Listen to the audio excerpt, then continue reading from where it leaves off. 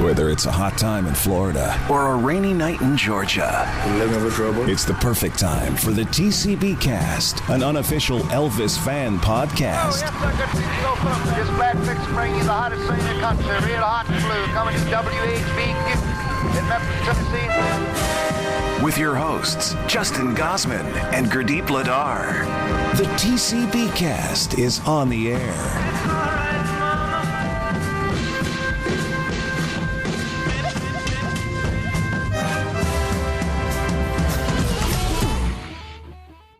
Welcome to TCBcast, an unofficial Elvis Presley fan podcast. I'm Justin Gosman.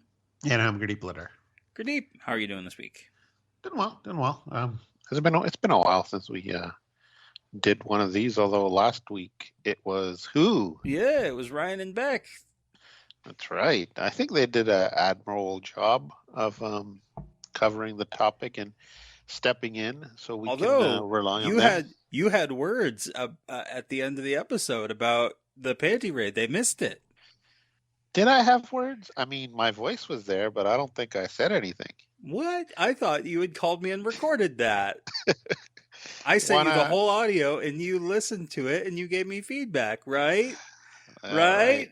Why don't you explain? Because no one caught this at all. No one figured it out. Even Ryan did not figure this out. Yeah, and I want to give a huge shout out to a couple of our Patreon backers who mentioned Murray commented and said, nice smart ass rebuttal by Gurdip at the end to cap it off. And Diana said, thank you, Gurdip, for coming on to explain a panty raid. Right. We won't be employing this technology on the show outside of this joke, but that was AI. That was AI Gurdip. Wasn't me at all. That was Justin stepping into my brain and writing what he thinks I would have said. I kind of nailed your voice, though, on the snark, I think. Yeah, and I'm surprised no one figured out, especially considering you you wrote down me saying how much I enjoy country music. People I left that in there as like a little Gurdip would never say this. Yeah, like the twangier, people still didn't figure it out. So or unless they did and they just didn't write in. So maybe some of you go out there, you get a gold star if you did figure it out. Hello, this is Gurdip Ladar, and you're listening to TCBcast. Ryan has the best voice you've ever heard, and Beck is the smartest person anyone could ever meet. But yeah, so I just wanted to say, Beck and Ryan, you did a fantastic job last week. It was a thrill to edit that and listen to it. And although they were a bit too agreeable, I think. There was no dissent or tension or anything. The topic lends itself to gushing. Talking about your favorite TV. You're not supposed to attack each other's lists? Let's be real. There's not a lot of bad filmed Elvis performances. That's true. But you can also attack people's selections and why they chose and why they left other things out. Better things out, possibly. Yeah, maybe. It's certainly some of our listeners had words. I know that I think it was Louisa who was waiting for wait, aren't you going to talk about Poke Salad Annie? And Ryan responded to her on our Patreon and was just like, well, it's sort of similar to Suspicious Minds in terms of visuals. So I'm surprised no one picked Trying to Get to You from the 68 special. Yeah, that's amazing. Yeah, there's so much good in the 68 special though. You could just plop the whole special and all of its outtakes just at the top of the list. I wouldn't go so far as to say that, but a lot of them you'd put the 50s stuff. You'd put the Ed Sullivan shows, the Milton Berle show. Some of them. That's why I said, we're dissenting right now. See, this is how it works, guys. This is how you do it, guys. You attack each other and to build yourself up. So yeah, that was a ton of fun. I do really quickly, speaking of our Patreon, want to give a shout out to a new patron, Bill Holdcroft. Thank you very much for joining up over at patreon.com/TCBcast. Elvis news. there was a little bit of Elvis news. I'll start with the thing that was sort of the minor thing, but that was Elvis's Golden Records Volume 1 was reported in Forbes and a bunch of other media outlets that it was back on the Billboard charts. This is the album from the 50s, and it apparently charted at number 50 on the top country albums chart. So not high, really. I don't know why that this was needing an entire article for it. It would be more remarkable if it was in like the top 20 albums or something. But I imagine why did it chart? I would imagine something to do with streaming. It's weird that this album though, of all things, and not the Christmas album. You'd think that would be charting, more commonly. Because Brenda Lee's "Rocking Around the Christmas Tree" just hit number 1. It did just hit number 1, yes. Yeah. And Brenda Lee and Elvis met a few times. They did. There's pictures of them when she looks like a little kid. Yeah. And did you see she put out a new music video this year for the first time ever for that? I didn't see the video, but I heard about it. It was really cool. Tanya Tucker is in it. Like it's just the original master recording. Right. But Tanya Tucker makes a cameo appearance, and so does Trisha Yearwood, which was really nice. Why? Well, because they're both friends with Brenda Lee. Oh, okay. Yeah. That's all it takes for you to be in a music video for someone. It's about getting together with friends. It's the holidays, getting together with your friends and family and stuff like that. But it's really sweet. So, folks, if you haven't seen that, go check out Brenda Lee's "Rocking Around the Christmas Tree" music video. There was an interview that I was reading. I can't remember what the outlet was because I don't have it up. I didn't realize we were going to talk about this. But she did an interview where she was talking about it going number 1. And she actually name dropped, not only because they asked her, like, why do you think that it sustained, so many years and things like that? And she gives a lot of the credit to the producer, Owen Bradley, and name drops, some of the members of the Nashville A-Team. Boots Randolph, she even name dropped. So people who worked with Elvis, and obviously, very similar. Like, that's the other thing, too, that I love about like her Christmas album and Elvis's Christmas album is that like they both kind of fit in that like country, rock and roll, rockabilly sort of vibe of Christmas music that really brought Christmas music to like the next era in the 50s. Yeah. Just such great stuff. You will get a sentimental feeling when you hear voices singing, let's be jolly, deck the halls with boughs of holly, rocking around Christmas tree, have a happy holiday. Everyone dancing merrily in the new old-fashioned way.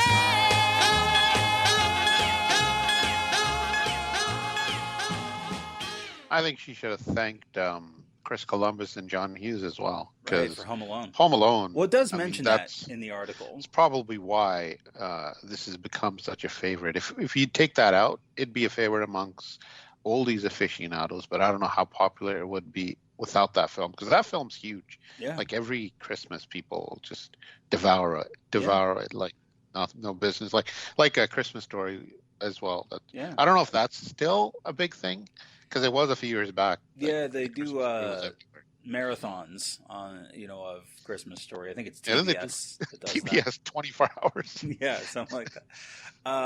So that was I think I told you I got through like 2.5 viewings of that till I was like, really? Yeah. Funny. So the other news isn't really necessarily Elvis related, other than it's sort of an addendum to from 4 years ago, your song of the week. 4 years ago this month in 2019, you did "Until It's Time for You to Go" as song of the week. That's right. You're not a dream, you're not an angel, you're a woman.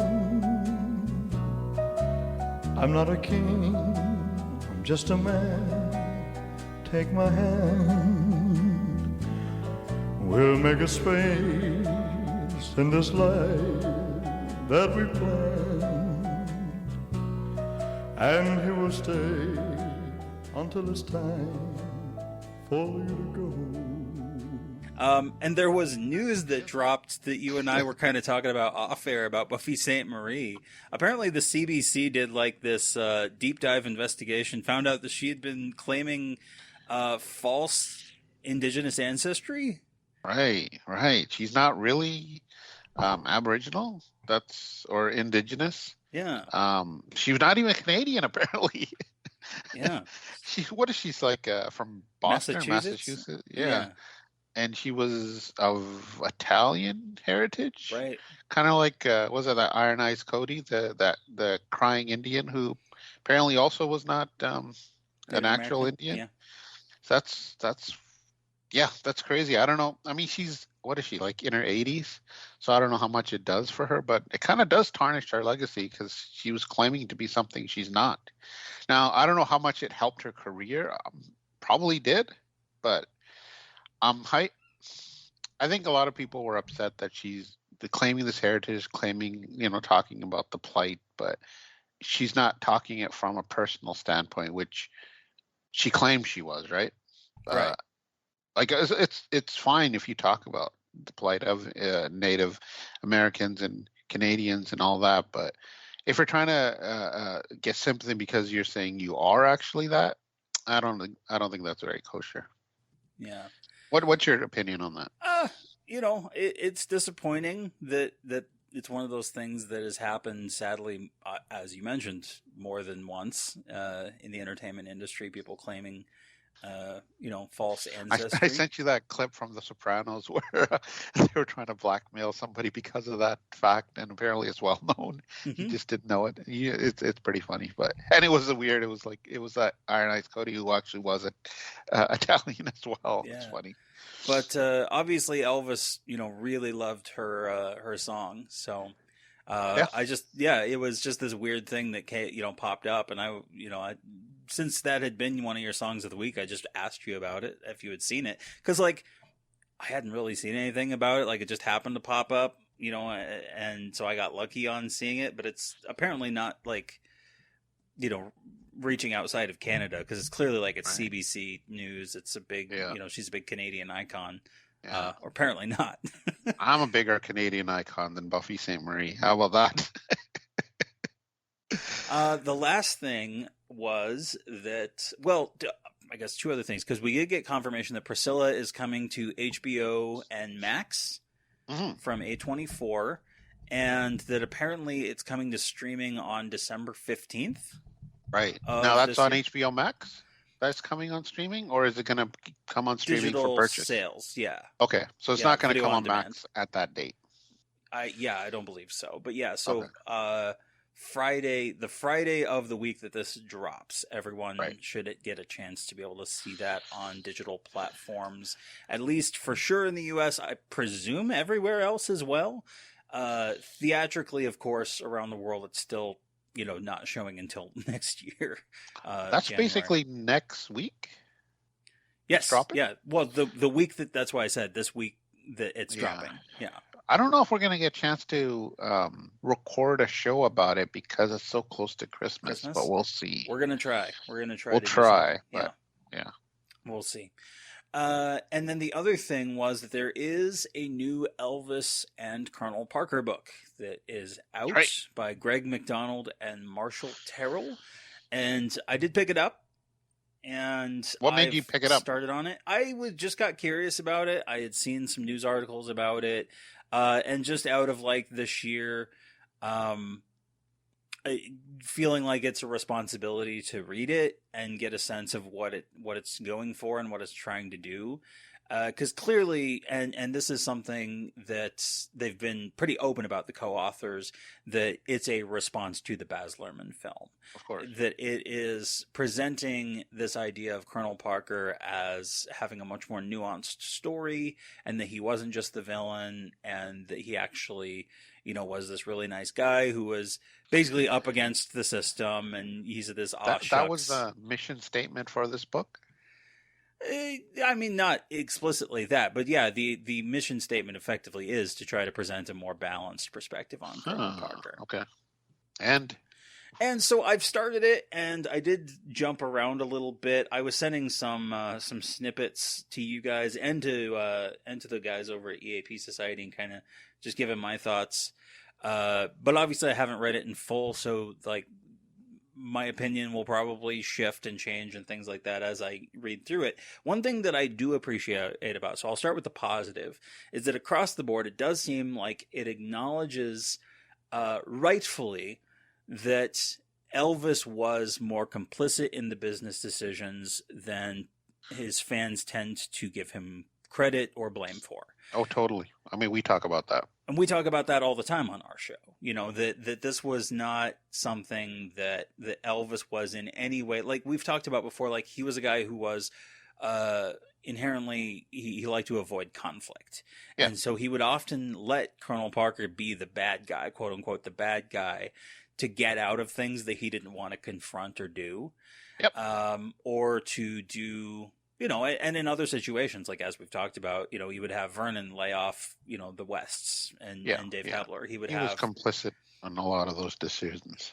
And so rightfully acknowledges that Elvis was very much in the know of what Colonel Parker did, and that Elvis's spending was in a large part of what caused Elvis to need such exploitative contracts. You know, that to get that much money, the money was going out so fast he needed the cash infusions, and that was something that Elvis wanted and needed.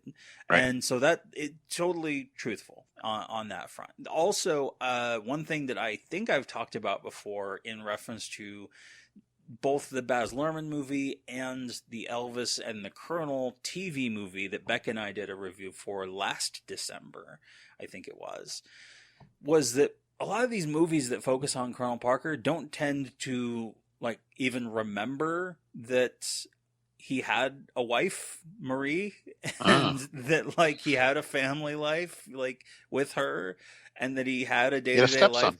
He didn't have, you know, the evil lair that he descended into every night, you know, underground. He emerged from his coffin. You know, he was a normal person. He had hobbies and activities, and that like he didn't. And one thing the book talks about too is that like he didn't take vacations because he basically thought of, you know, taking a vacation just was useless. He was just like, well, I enjoy doing my work for Elvis. Why would I take a vacation? And he was sort of, in a way, sort of a workaholic in a way. Yeah. A lot of successful people are. A lot of success. And there's no doubt Colonel Parker was extremely successful. The flip side of that, the cons that I've seen are that it is a very rose-colored glasses approach to Colonel Parker. Like, they are leaning into we're going to make Colonel Parker look as good as humanly possible and try to, you know, absolve him of all of the criticisms that he's gotten from the Elvis community over the years. Right. And there is a need for that. I you know, as we just talked about, like there are valid points to make about Elvis's complicity in his own business dealings and things like that, but it sidesteps some of the things that I noticed. Like it early on in the book, it talks about how, well, let me just pull the quote here because I thought this was kind of interesting. Talking about Colonel Parker doing his military service and being in the military. And he talks about, they talk about how he did acknowledge his Dutch ancestry when he went into the military. So here's what it says. Yeah, quote, he joined the United States Army on June 20th, 1929, 6 days before his 20th birthday, and did so under his American name, Thomas A. Parker. However, he acknowledged his Dutch birth and told military authorities that he had immigrated to the U.S. 4 years prior, a fact that is inconvenient to some in the Elvis world who want to sling mud at Colonel Parker for hiding his true identity. Now, if you jump ahead to the end of the book, to the 80s, to the lawsuit that was sort of, the hand was forced by EPE and by the court system of like, you need to sue Colonel Parker because we think that Colonel Parker has been exploiting Elvis and the Elvis business over the years. They conveniently leave out something that Alana Nash points out in the court documents is his, I think, deposition, but Parker says in whatever he said to the court, he said, quote, "I am advised by my attorneys that the court lacks jurisdiction over the subject matter of the complaint and the cross claims herein, since I am not a citizen of the United States or any foreign country for purposes of diversity jurisdiction," end quote. They just sort of sidestep that, don't acknowledge it at all, that that's an argument that Colonel Parker made. And when they early in the book go out of their way to say, well, it's in, he acknowledged his Dutch birth when he went into the military, that's inconvenient, but then it's inconvenient for them to acknowledge that Parker did try to claim that he was a stateless individual. So the book is interesting. There's some stories. The thing about Greg McDonald, which most people might not have heard of him before, he apparently met Elvis and Colonel Parker when he was a kid, like 11 or 12 years old, and was very enamored with Colonel Parker. And later on, he would go on to be the manager for Ricky Nelson. And the way that he tells the story is essentially like Colonel Parker kind of showed him the ropes of showbiz and sort of got him on the path of getting into showbiz as a manager and as a, someone behind the scenes. Right. It's the problem with books like these. It's hard to be objective. Yeah. You're obviously going to lean one way or the other. He probably saw that, the writing on the wall where this book film was coming out, and it was going to have a negative spin toward the Colonel, and then that's probably when he started writing this, or maybe even years before that. But that's the problem with these kind of books. They have an agenda. His was to prove that the Colonel was actually a nice guy. Alana Nash's was more on the negative side of things. It's up to the reader to see, the truth exactly is what. Very much somewhere in the middle between the two. Yeah. And I think a little closer to, because Alana Nash didn't hide away from blaming Elvis. Like, she's never hid away from blaming Elvis for a lot of his wrong stuff. Like, she's the wrong person to, accuse of that sort of thing. Yeah.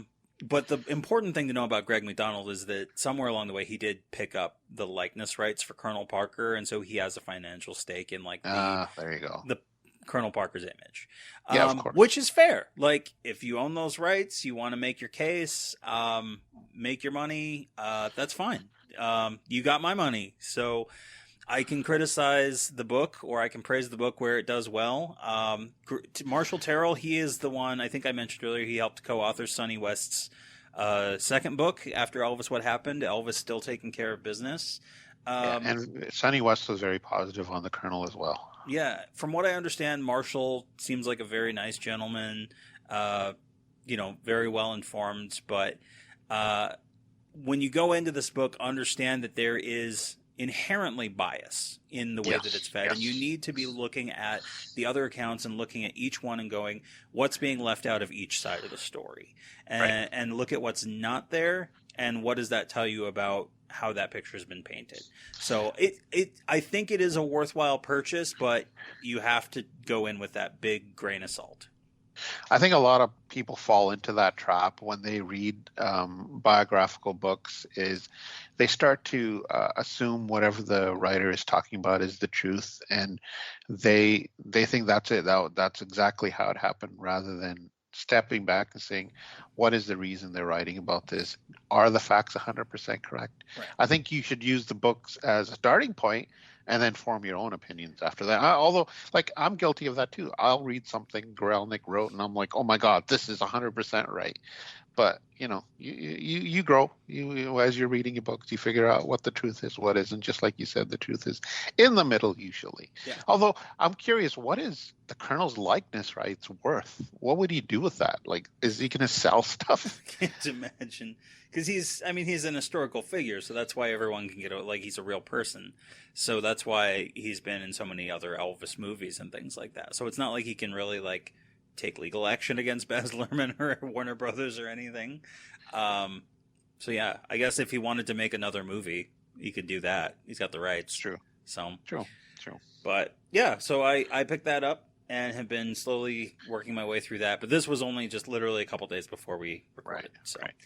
So we are on to our main topic. This is a topic that we've been threatening to do for years. I don't know why it's threatening. I mean, I really have no problem with it. Well, Some people do. A lot of people don't care for these. I know. I don't know why. We'll get into it, but Yeah. it's very strange to So me. to summarize all of what we're doing today, we're talking about the first 3 albums of remixes that were done by Spankox in the 2000s. Listen, let me tell you, baby, what I'm talking about. Come on back to me, little girl, so we can play some house. Come back, baby girl. Come back, baby, I won't play house with you.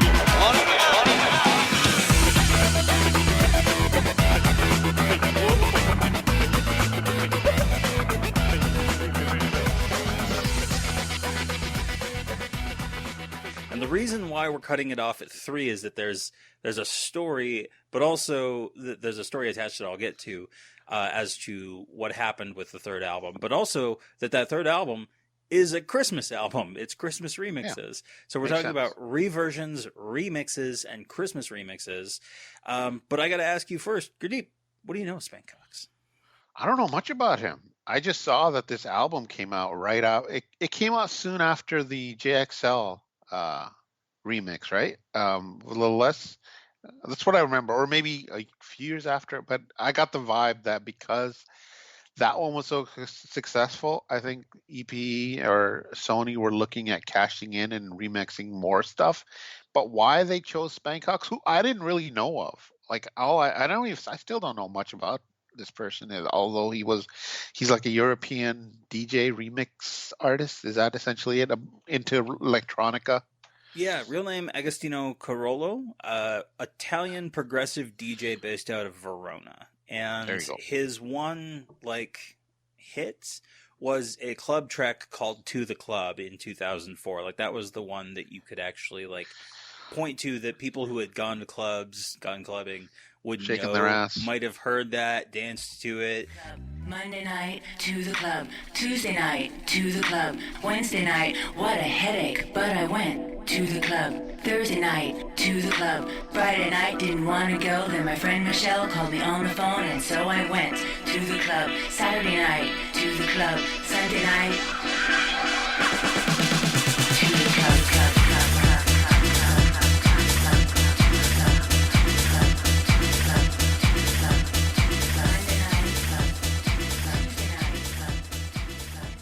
But he actually goes under 4 different aliases. He goes under Spankox. He goes under Extreme, with just the letter X, and then Eyes Cream. The word eyes, like the body part, cream, and Eyes then Cream. Ago, which is like his name. What's with all the aliases? Are you sure it's Bangkok or is it the? No, Colonel? it's all. I checked on these. It's all him. Okay. And then one of his the thing that you'll see on a lot of his remixes is that it'll say the high pass, radio edit or whatever. That's actually a collaborator of his, a producer by the name of Marco Borgogna. But he on various Elvis fan websites, when he's done a handful of interviews back in the day that I dug up, claims that he's been an Elvis fan since he was a kid. He told ElvisNews.com that he was thinking about the music genre that he'd been playing as a DJ, which was house music, and wanted to drop in a few seconds of Elvis songs in his sets as a DJ, and occasionally would do that in between hip hop and R&B, and that was where he sort of got the idea to do these remixes. Now, there's a little more nuance to that story, but that's kind of the gist that he was marketing the first remix with, which in 2007 was Baby Let's Play House. So this is a few years after A Little Less Conversation, which came out in 2002. Rubberneckin' came out in 2003, and so this is 4 years after that. And the thing about Baby Let's Play House is that he did this on his own. He wasn't commissioned by Sony, or BMG at the time, to make the remix. He actually did it himself because at that point in 2007, Elvis's 1956 recording, 55, 54, had fallen into the public domain in Europe.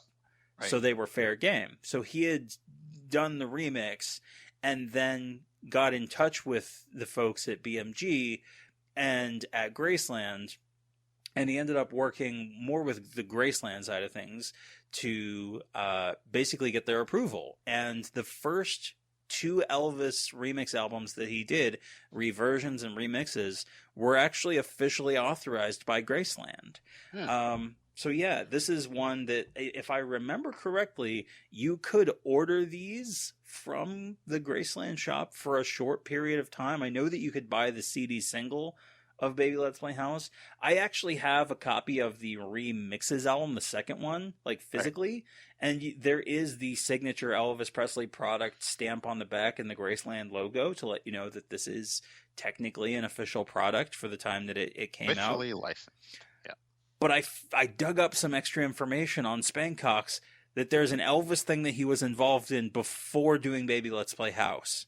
Oh. And have you seen the music video for Baby Let's Play House? Yeah, I did back in the day, yep. They tell me you're a DJ. Yeah. Oh, Mr. DJ. Listen, let me tell you, baby, what I'm talking about. Come on back to me, little girl. Hold it. Turn it down. Baby, I like Elvis too, but you gotta bring that up to date, man. That shit is old. I'll give you another chance, but you gotta bring it up to date. It's not the 60s. So there's that footage of the guy who is like a DJ. That's not Spankox. Oh. He's actually using clips from a movie that had come out called DJ Hound Dog that he was a co-producer on. And I actually found this movie and I watched it. And that is director and star John Jacobs playing this character. And he's basically a wannabe DJ who loves Elvis's and Buddy Holly's music and aesthetic, like rockabilly type music, and wants to try to inject a little bit of that into the club scene. And it's weird. Like I think kind of intended as like a little documentary, but mostly narrative, because there are real appearances by DJs in the club scenes in both Miami and Ibiza in Spain.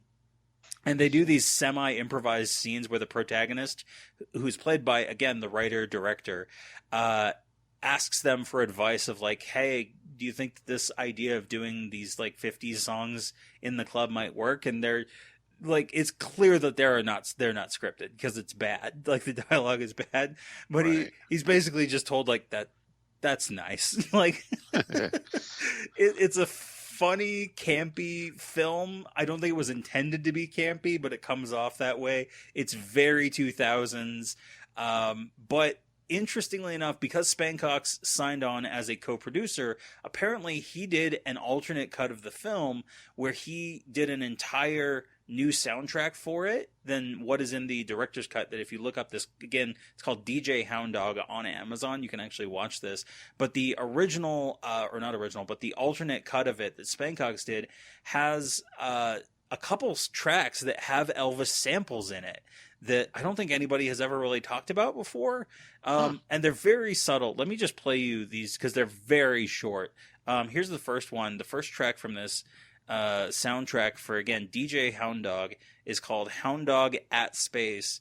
And see if you can identify the song being sampled, Gurdip. Here we go.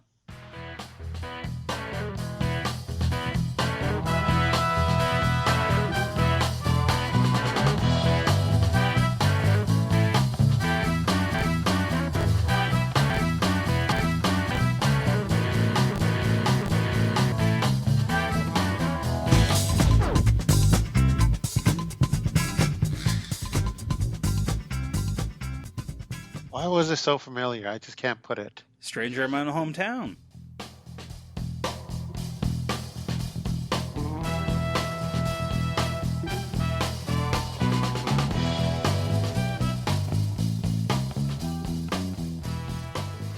Yeah, that's it. That's the Crazy. one. Yeah, Crazy. and here is the other one. It's a track that Spankox did called I Love Vinyl. Though this one I actually can't identify, but it's clearly a 50s track. You'll know just by the way that it's cut up, but the sound of it's clearly 50s. But see if you can guess, because I have no idea.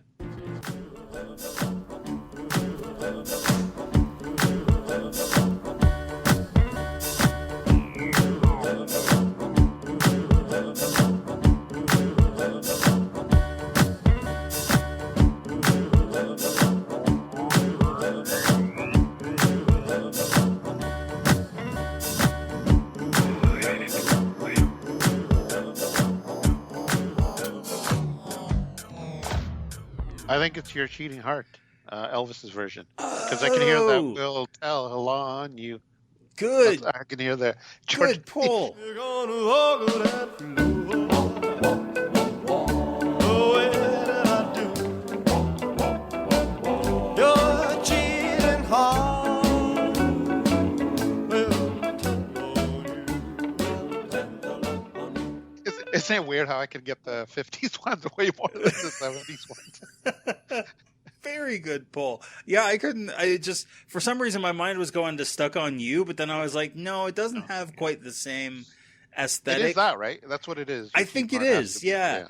And so, yeah, that's from the Spankox cut of the film DJ Hound Dog. And the character, again, is like this huge, like, Elvis fan, has like a mural of Elvis on his wall in his room, and has like big, thick, black sideburns. Like there's definitely Elvis homages in the film. So if the story that Spankox has told is correct, that he's an Elvis fan, would make sense that he would sign on to, he would find a kindred spirit in the writer director being an Elvis fan and wanting to include that in there.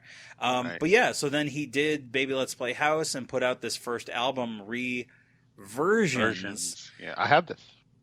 Did you? Okay. Yeah. I only had the digital version of it, but let's run through. I'll list off the tracks here, and we can talk about what we kind of think are the highlights or the lowlights or anything like that. But there's Baby Let's Play House, Don't Be Cruel, Teddy Bear, Jailhouse Rock, All Shook Up, Blue Moon of Kentucky, Heartbreak Hotel, Too Much, Just Because, You're a Heartbreaker, and That's All Right. I don't want no other love, baby, it's just you I'm thinking of. Don't stop thinking of me, don't make me feel this way. Come on over here and love me. You know what I want you to say. Don't be cruel to a heart that's true. Why should we be apart? I really love you, baby, cross my heart. Right. It was interesting because right away when I heard this, I was like, we can get this out of the way. There's a lot of electronic elements in these songs, and because the originals that he used here were mono, and at that time you can really isolate Elvis's vocals like you can now. He had to put his music on top of whatever the original instrumentation was. So he was kind of hampered, but I think he did overall an admirable job doing that. Some of them, obviously, I know a lot of people can find some of the elements annoying, all the reverb and the sound effects that he has, but I think it's all right. Like, Don't Be Cruel. I like how this is a trick he uses where it starts off and the song is muffled, and then it gets clear, and the more clear it gets, that's when his stuff kicks in, like the extra bass. Right. Like in Don't Be Cruel, I really love that extra bass. I remember back in the 90s when it was all about bass, when you listen to hip, because I listened to a lot of hip hop, like a lot of people my age did at that point, and I've talked about it, and that has a lot of bass. And I always wanted Elvis songs to have that thumping bass, so when you play it in your car, the speakers are just bouncing. And we got that kind of with this, because back in the day, obviously, we didn't have much bass. Well, we had Bill Black, but you couldn't. The recording technology was such that you wouldn't be able to capture everything. I wonder how it sounded though in like a studio setting, if you were to listen to Don't Be Cruel. Oh, I'm sure it would have been fantastic. Yeah, just imagine that. Anyway, yeah, so I really like that, Don't Be Cruel. And there's others that stand out in this. I don't know how you wanted to approach this. Did you want to tackle song by song, or did you want to just overall? What were some of your other highlights beyond Don't Be Cruel? I think All Shook Up was one of my favorites from this whole album, because I think he was clearly channeling Junkie XL here, because it gives me those vibes of a little less conversation. And I like the fact that All Shook Up is amped up, and I love the pounding drums. What do you think about it? Well, please don't ask me what's on my mind. I'm a little mixed up, but I feel fine when I'm near the girl that I love best. My heart beats so it scares me to death, and she touches my hand, the one the chill I got. Her lips are like a volcano that's hot. I'm proud to say that she's my buttercup. I'm in love. I'm all shook up.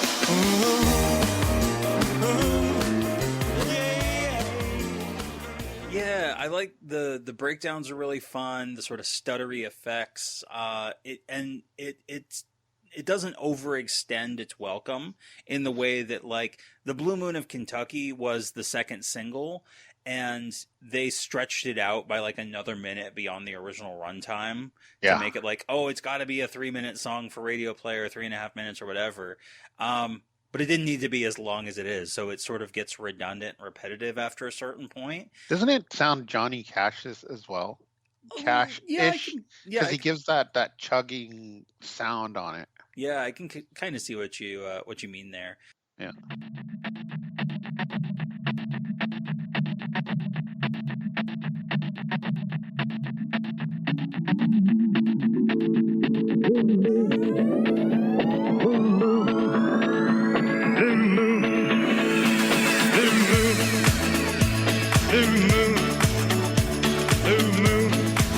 Keep shining bright. Keep on shining bright. You're gonna bring me back, my baby tonight. I will say one of the ones that I liked the least was Too Much, because they didn't add too much, but it's like Spankox just discovered the phase effect. You didn't add too much to too much? No, not at all. It's pretty oof though. I don't mind it. It's catchy. It gives me that bass and the reverb, and I like how he pauses the music sometimes and then it comes back. Yeah, okay. Your Heartbreaker though has a sort of reggae inspired feel, which is an interesting take. Yeah, yes, I was like, he added, like, injected this weird, like this reggae type of flavor to it.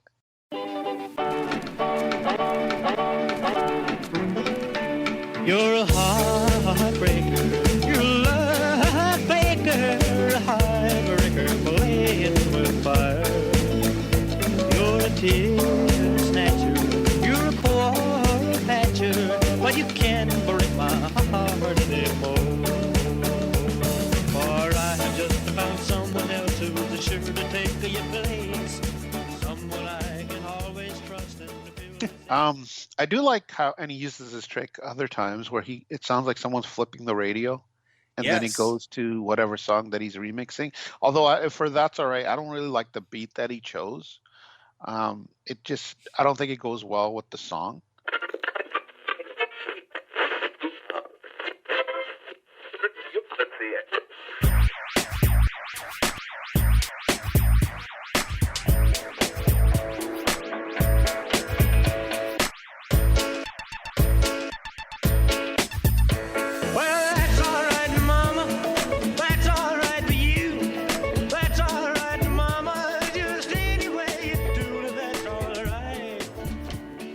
But some of them, like, I like Just Because I like the drum machine beat that he picks here.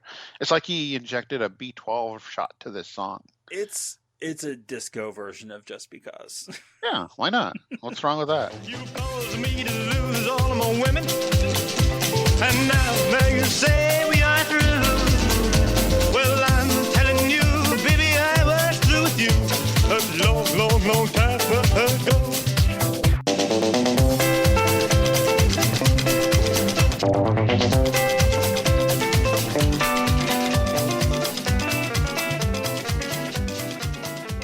I don't like what he did with Heartbreak Hotel. I think Viva Elvis mixed that one better. Yeah. So it's got these real work. Heavy beats. Like it's a lot more moody.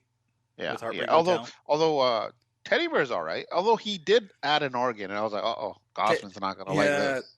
Teddy Bear gave me real Elvis medley vibes.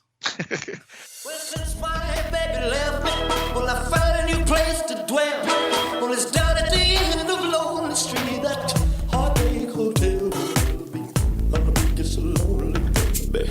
Well, I'm so lonely. I'll be so lonely. Baby, let me be. Your love, take me back. Put a chain around my neck and leave me anywhere.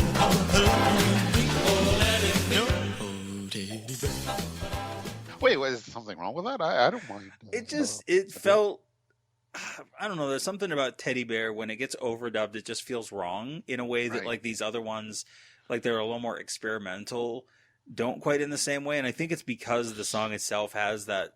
It's intended for a teenage audience, like it's intended to be juvenile, Right. and it just doesn't lend itself well to like being Right, taken right, seriously. right. I do have to say though, as he went along, with his other mixes, he got better. So I think the first album is the weakest stuff.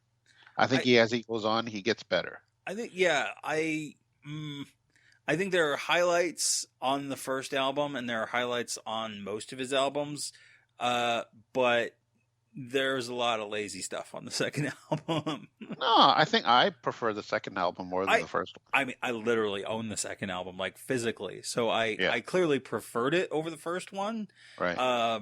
What made you buy this as opposed to the first I don't one? know. I liked the track list being a little more off the beaten path. Like the first one, it was like, it's the big hits. It's Don't Be Cruel. It's Jailhouse Rock. It's all Right. up. Like it's Elvis's golden records and a couple Sun tracks. Right. Whereas Skewed. this other one dips into like, let's do some of the more obscure stuff. Like the single from the second one is One-Sided Love Affair. Right. If you know you can't take it, well, then the baby, oh, I'll try to get it. If you know you can't take it, well, then the baby, oh, I'll try to get it. Oh, 'cause I have to put her one-sided love affair. Well, if there is traffic, there's no robbery, and the whole world will know that it's true. Understanding solves all problems, baby, that's a part I'm telling you. If you want to be hot, well, you got to me too.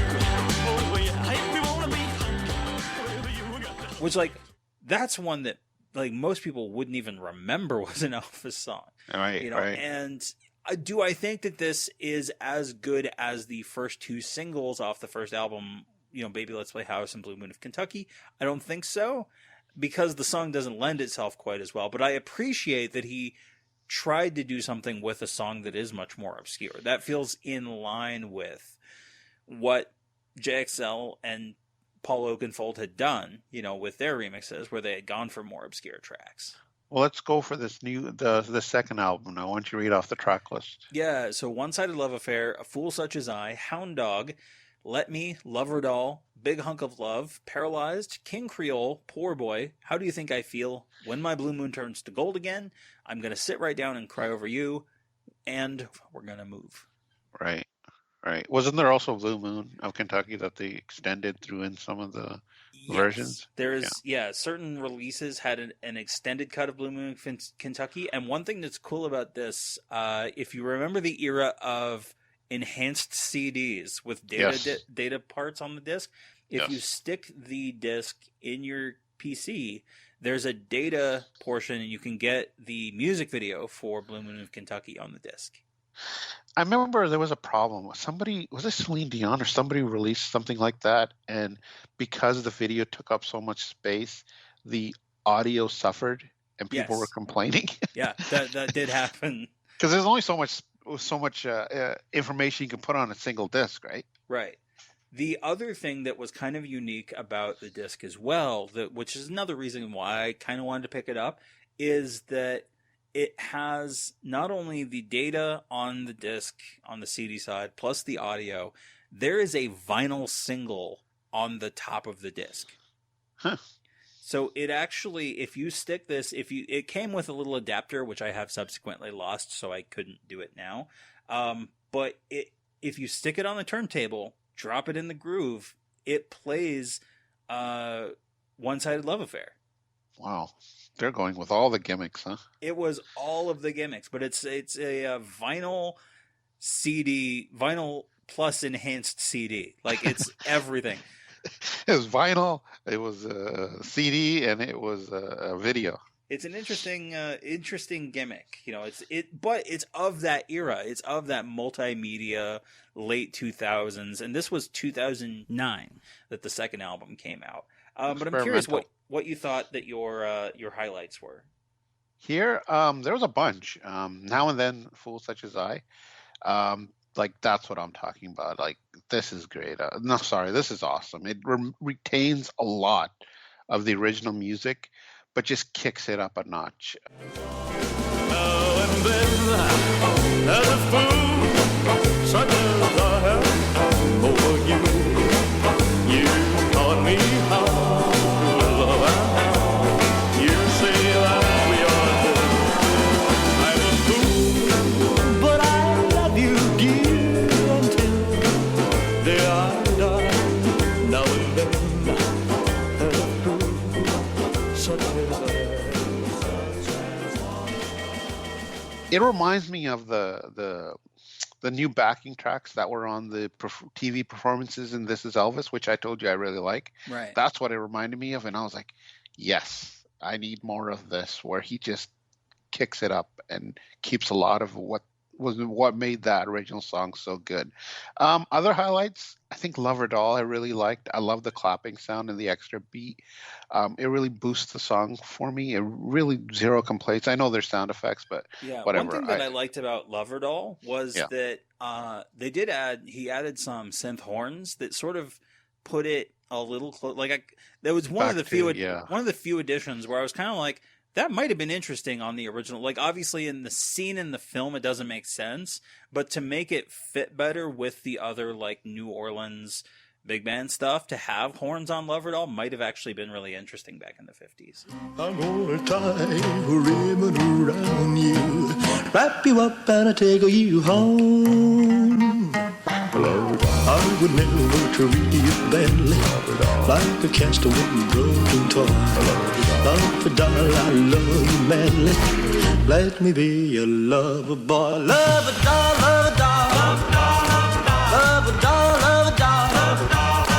Love a doll, love a doll. Let me be your lover boy. Love a doll, love a doll. I think my standout, my favorite here is When My Blue Moon Turns to Gold Again. I like everything about it. It's just like Felicity's Eye. It's just the beat that he picked, and then he added some whistling during the musical break. I was like, this just goes with this song. I don't know why, it just does.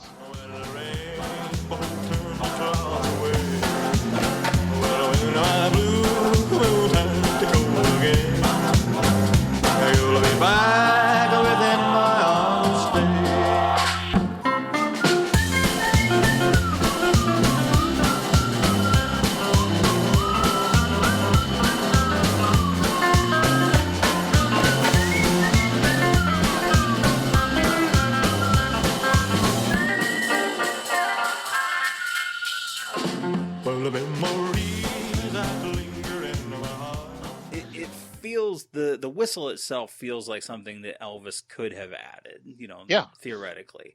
I actually wrote in my notes that Gurdip will probably like this because he likes the song so much. It's got a nice shuffle beat. Like it's a pretty inoffensive remix for When My Blue Moon Turns to Gold Again.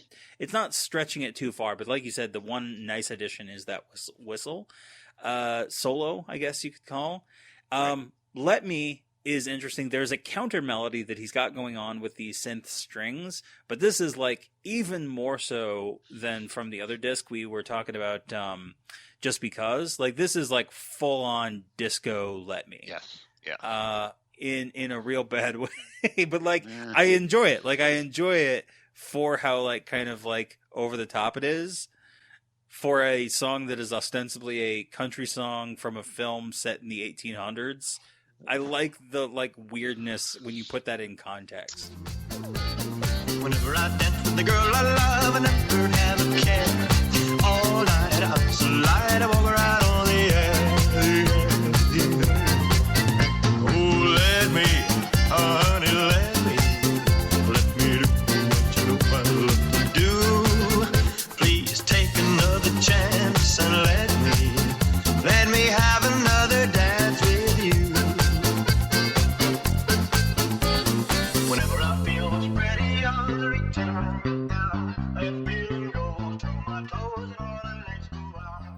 I mean, weirdness. Look at Poor Boy.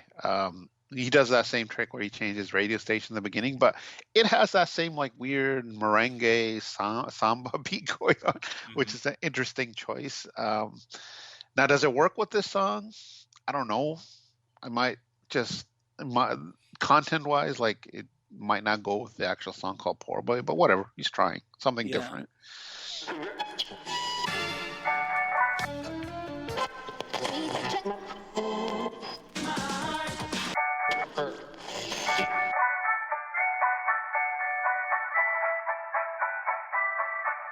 They call me poor boy, poor boy, poor boy. But I ain't lonesome and I ain't blue. 'Cause I could never be a poor boy as long as I got a darling like you. Ain't got a crust. There's a few that are quite a bit weaker for me. Hound Dog is one, in part because DJ's drumming is buried in the mix. Like, it takes all of the bite out of that, which is ironic given that in between the first album and the second album, Spankox had actually met DJ Fontana, and like they had in 2008. Apparently, he had made it Spankox had made an appearance at the Elvis Insiders Conference in Memphis, along with DJ Mike Stoller, Imperials, Dixie Locke was there, and several others. And he had apparently played Mike Stoller and DJ Fontana some of his Elvis remixes. Ah, right. Huh. Interesting. But yeah, I mean, Hound Dog, I don't like that weird note right in the beginning of it, but it's all right. It's not my favorite. It's just okay. I think Big Hunk of Love is really good. Sounds like a siren's going off in the background. Yeah, of the song. Why not? I like that. You ain't nothing but a hound dog. Crying all the time. You ain't nothing but a hound dog. Crying all the time. Well, you ain't never caught a rabbit and you ain't no friend of mine. Hey, baby, I ain't asking what you do. No, baby. I ain't asking what you do. Just a bigger hungry dog. Oh, we do. Don't be a stingy little mama. You about to stop me half to death. Now you can spare a kiss or two and still I'm in it. Paralyzed, very sparse. Like, this is where we get into like this. I can see why you like it. That, like, yes, across the board, having more hard-hitting beats and having a little fuller bass. Yep. But that's all it has to offer. Why Like, not? Why there's do you nothing need else more? to it? Because otherwise, like, just go listen to the original Paralyzed. But Like, it's not giving me the extra bass and stuff. well, that's because it was recorded in the 50s. Yeah, that's why. That's the reason for this project. It's like you say all the time about covers. Like, you got to flip it. I'm going to say right down. At least it's better than what was that? What was that album back in the early '80s where they redid all the background elements with Scotty and DJ? I was the one. I was the one. Which we reviewed this year. It's been a while. It's been a long year. That didn't add really anything new. They just re-recorded it and it sounded similar to the other one. True. I was like, at least this sounds different. At least we get more extra sounds and bass and all what have you, and it sounds like current. That didn't really sound current at all. That just sounded weird. Yeah, it didn't sound like it was of the 8. Like, that was, I think we talked about that at the time too. Like, at least the Guitar Man album sounded like it was from the 80s. Like, and this album, again, at least sounds like it's from 2010. Whereas doing the I Was the One album, it felt like it was just like, it was the 50s but a little fuller, you know? Right. So yeah, the last track I thought was kind of interesting too, We're Gonna Move, because he speeds it up substantially. And he did, yeah. While I tend to not like so much when he artificially loops something just to extend it longer, I actually really like that he turned the intro guitar strums into a loop, even though he speeds it up. I like that it's sort of the way he brings back the ending and like gives it like a second ending. Yeah.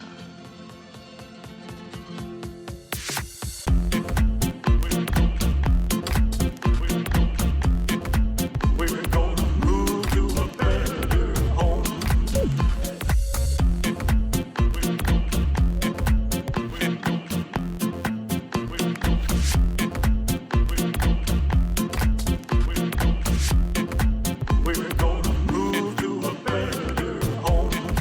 We're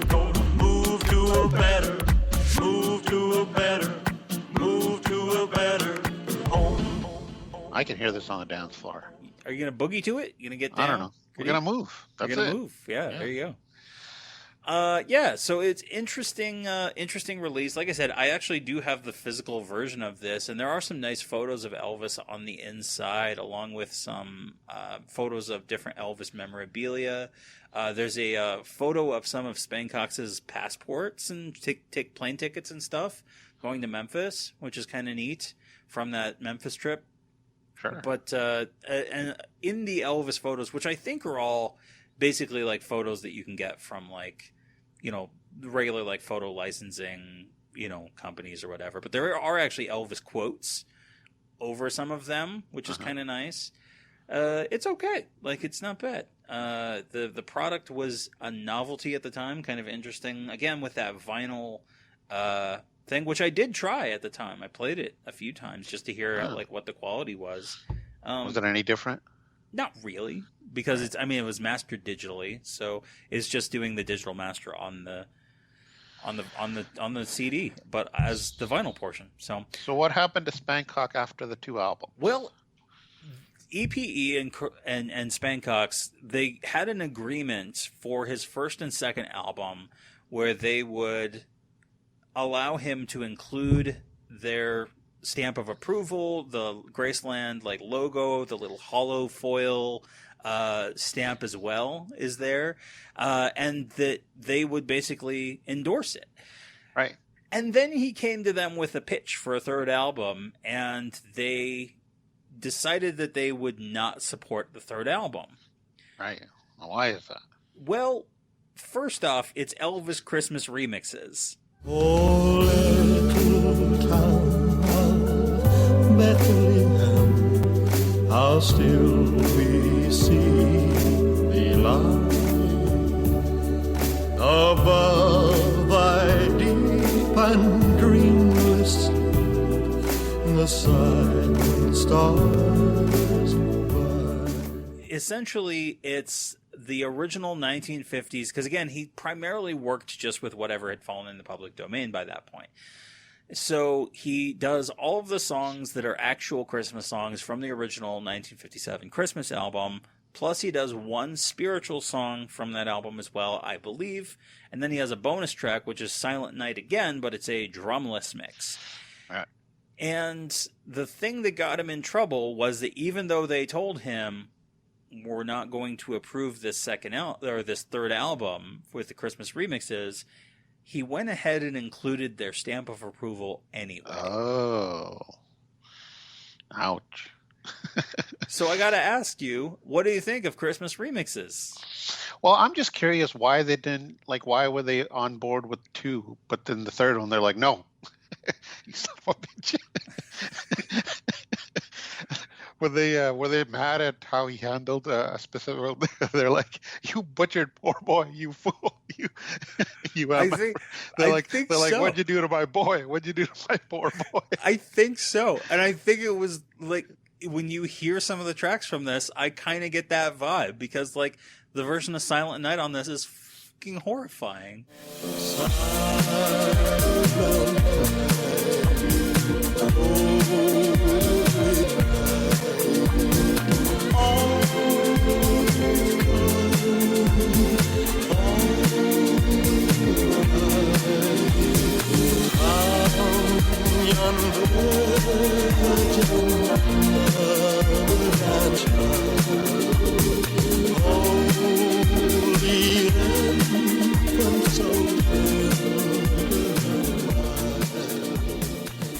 It's not good. This album is just like, he does sort of the same treatment as the first 2 albums, but he just doesn't understand, I think, what makes the Christmas songs work originally. No. There's a couple of them that aren't too bad. Like Here Comes Santa Claus is not bad. Yes, that's my standout from this album.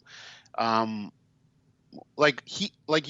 favorite song, one of my all-time favorite Elvis Christmas songs is Santa Bring My Baby Back to Me, but he didn't do anything to it to improve the original in my eyes. It just was not good. Please make the reindeer hurry when the time is drawing near. It sure won't seem like Christmas with you. Oh, fill my sock with candy, an old bright and shiny toy. You wanna make me happy, and I fill my heart with joy. Then the Santa, yeah, my plea, and bring my baby back. But what he lacked in that, he totally makes up for it in Here Comes Santa Claus. Like that infectious clapping, the added drums. Can I say I like this more than the OG? Will I be strung up on Santa Claus Lane for saying that? Maybe. Because that's such a, like, he really added a lot to that, and he didn't lose what made the original Elvis version great. Down Santa Claus Lane, he doesn't care if you're rich or poor, boy, loves you just the same. Santa knows that we're God's children, that makes everything right. Fill your hearts with Christmas cheer, Santa Claus comes tonight. I think that was like really stands out, but a lot of the other ones, like White Christmas is okay. I like that he boosts up the tempo a bit. See, and that's one that doesn't work for me, in part because one of the reasons that I think some people were disliking the Kane Brown Elvis Blue Christmas duet was people liking it? Well, yeah, but some people didn't like how they sped Elvis up, and what that does is that intensifies the vibrato on his voice, and you get that even more so on White Christmas when it's sped up.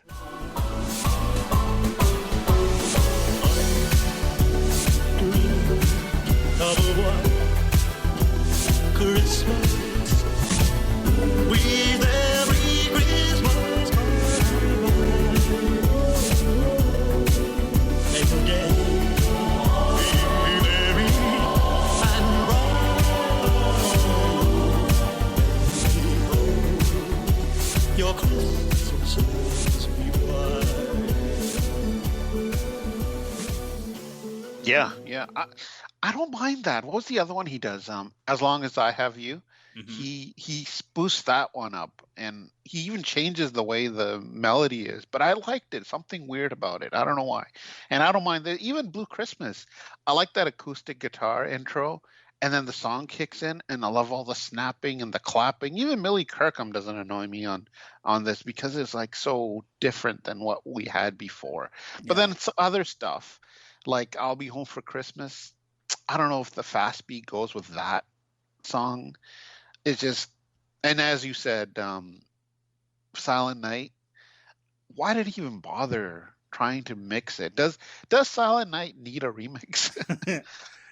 Not only is there like the remix, but then he adds a quote unquote drumless mix as a bonus track. So basically he's pulled the beats off. So what you get instead of like just the Silent Night master is you get a chopped up version of Silent Night without any of the beats that explain or help you like understand why it was chopped up. But then also all of the added sound effects are still there. It just sounds, it sounds like he forgot the drum track, and it's supposed to be intentional, but it just sounds bad. Like it's like, why did you put this on the album?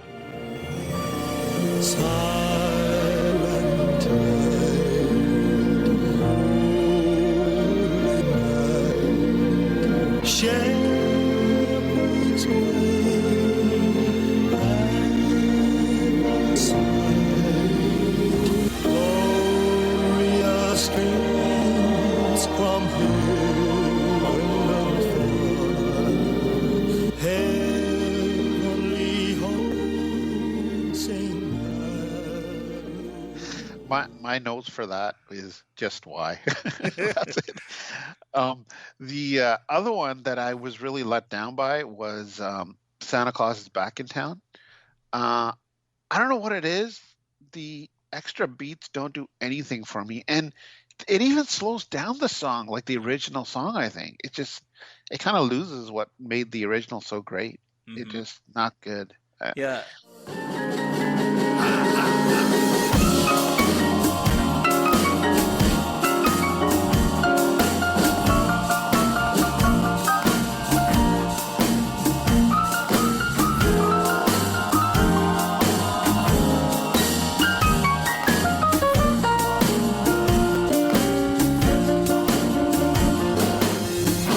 off your pretty stockings.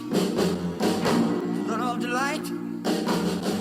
Santa Claus is coming down your chimney tonight. And you were talking about I'll Be Home for Christmas, and I can see what he's trying to go for, because I think what he was going for was to give it sort of a 60s soul sort of vibe. Okay. But it comes off even more disco, but in a bad way. Like, it's like disco duck level, like disco. Yeah, yeah. It ain't great.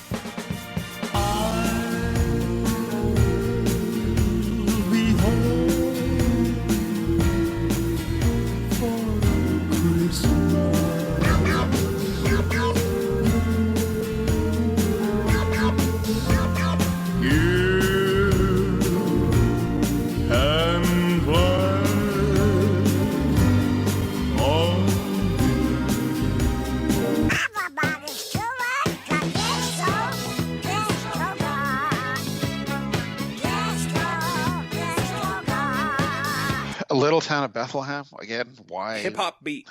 Why? I was just waiting for you to drop a verse, Gurdip. Yeah, no, no verses will be spewing from my lips on this one.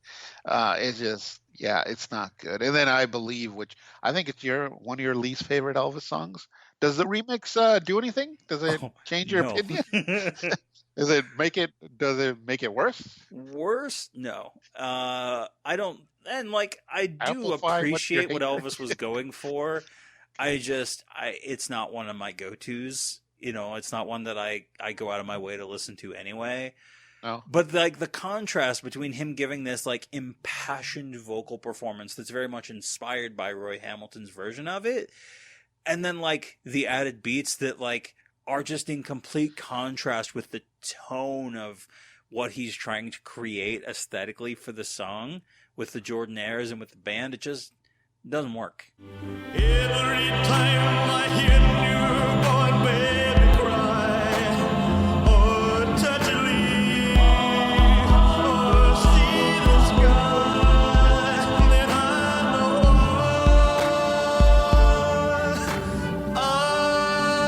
I believe. I don't know about tone. Like, whenever you're remixing a song, especially an old song, I don't think you really have to go with the tone of it, because by the very fact that you're remixing, you're pretty much getting rid of the initial artist's tone, aren't you? Yes, but you can work within the parameters of what that song was going for originally. Like, you can, like, if you're just sampling it like he did with the stuff for DJ Hound Dog, it's fine. It's like, whatever. So put samples in whatever you want. Doesn't matter to me. But if you're going to center it around, like, it's going to retain the structure and like the focus of it is still going to be the song, then you have to work with what the song is giving you. And you can amplify that as a remix, and you can make it more of a dance song that maybe it wasn't intended as. But when you're fundamentally changing it in such a way that it just it loses all of the meaning of the song completely, you know, in a way that even some, like, when you have Here Comes Santa Claus, like, it's an up-tempo, like, peppy holiday song. He works with that, works really well. It just doesn't work with the Little Town of Bethlehem, and I Believe, it's Silent Night. The Christmas ballads just don't work. Just straight up, they don't work. Yeah. So that's probably a good reason why EPE decided to, like, let's not endorse this one. It's not very good.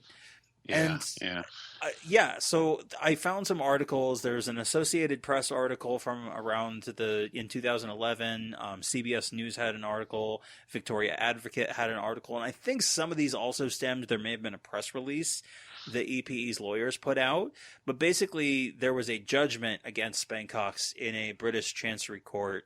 But basically, they sued him over a breach of contract and trademark infringement related to having the Graceland and the Elvis Presley, like, signature Elvis Presley product stuff, and he was barred from including their stuff on any future releases and ordered to pay damages and attorney's fees. I thought you were going to say he was barred from Graceland. That's the guy who butchered Poor Boy. And yet, because I don't know what he was thinking.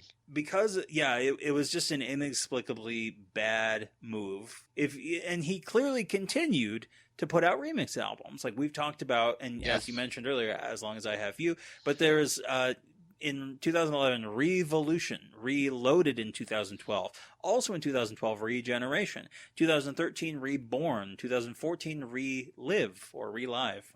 Not sure how he intended that to be read. But he continued to do them for several more years until, I think he did well. Until the copyright laws in Europe changed. And you know why they changed? Why? In 2013-14?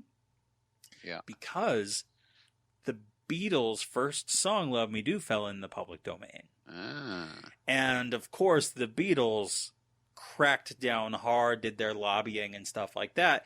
And Spankox actually did a remix of Love Me Do when it was about to fall into the public domain on January 1st, 2013. It is back out there now online. You can find it on YouTube, but there was a change in copyright laws as Europe and Canadian copyright laws were extended by another 20 years, and pretty much exclusively to protect the Beatles.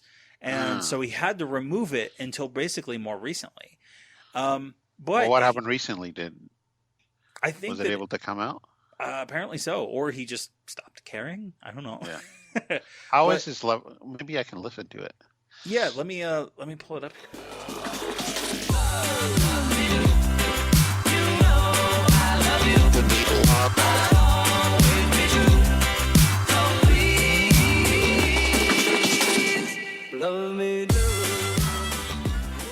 Wow, I kind of like it. Because that original song was kind of sparse, but yeah, I don't mind this at all. It's very similar to what he does with Elvis. Now, maybe that's why I don't have a problem with it. Do you did you hear the remix, not like dance remix, but the remix of Love Me Do that just came out from the Beatles, where they used the audio isolation technology that they used for I might not have Now and Then, because they isolated out the different elements, then they mixed the song differently for this new release, which was it was the B-side to Now and Then. It makes it feel much fuller by comparison. So I would recommend going and listening to that. Sure. But as I said, I like some of the latter remixes that he did of Elvis songs. A lot of them turned out well. Like Wooden Heart's really good. His latest Flame is really good. There's a bunch of them that I really like. What was the other one? What was that song? The one that got cut out from Blue Hawaii, Stepping Out of Line. I thought he did an excellent job on that one as well. And that's an obscure song. Right. Stepping out of line.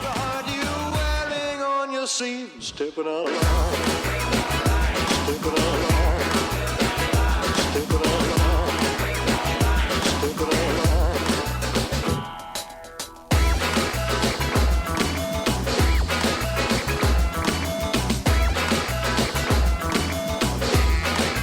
line. You're stepping out of line.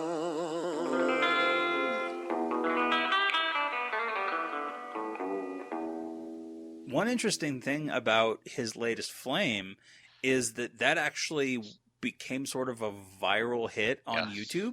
And we've talked about this briefly on the show before, but there's this fad of putting like just random footage that people like, stock footage of girls shuffle dancing to random songs and putting it on a playlist.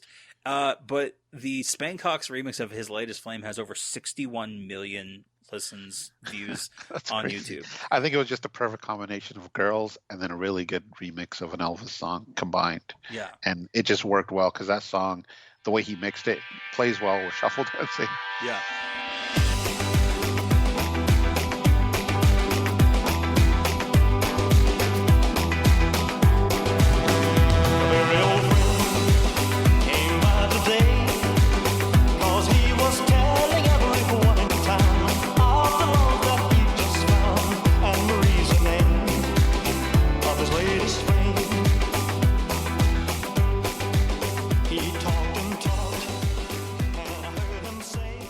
In 2016, he did an official remix of "Oh Pretty Woman" by Roy Orbison. and got the permission of the Roy Orbison estate. So that is out there on streaming as well.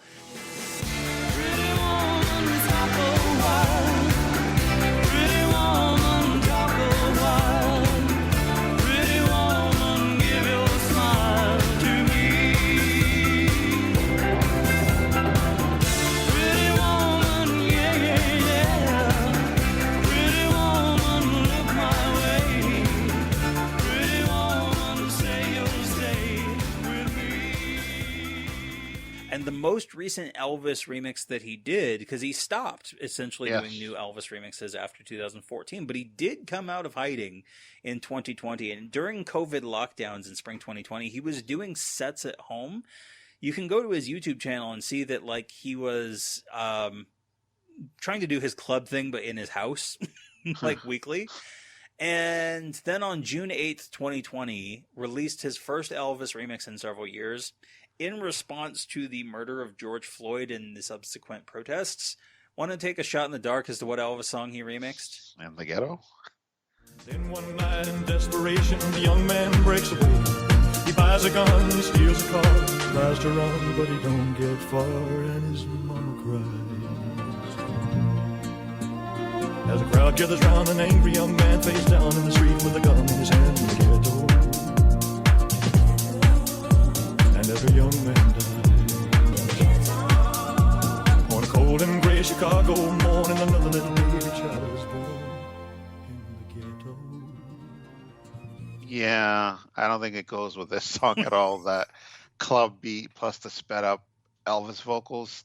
Yeah, I don't think he had his A game on when he was thinking of remixing this. I think the Elvis movie soundtrack, I think, did a better job. Yeah, this ain't great. And most people haven't heard this. Like this, including you now, a whopping 160 views on YouTube. Yeah, not good.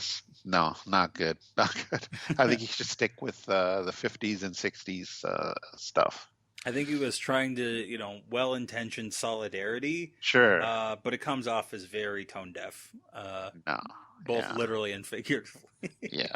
Not a good job. But like, again, we've praised some of his stuff, and some of his other stuff has not been so hot. And so, like, overall with Spankox, where do you think?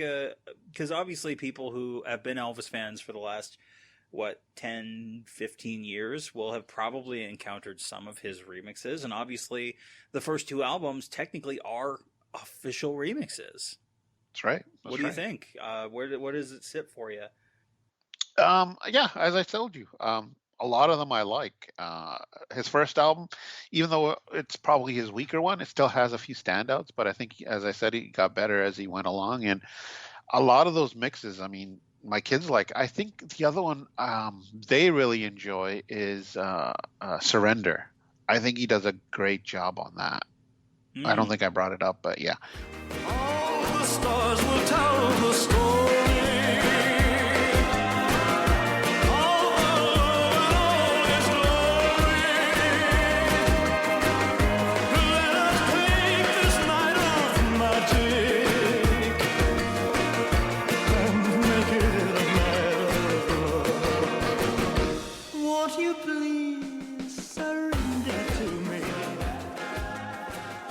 A lot of the later ones, they're really good, though. The early 60s mixes, I don't know what it is. I guess he can isolate Elvis better. You're So Square, Baby, I Don't Care. Another song that he really changed up the music of. We didn't highlight that, but I think that was really good. So I think when he's really on his game, it's really good. And when he's not, like in the Ghetto, I would just put aside. So I think he does a good job.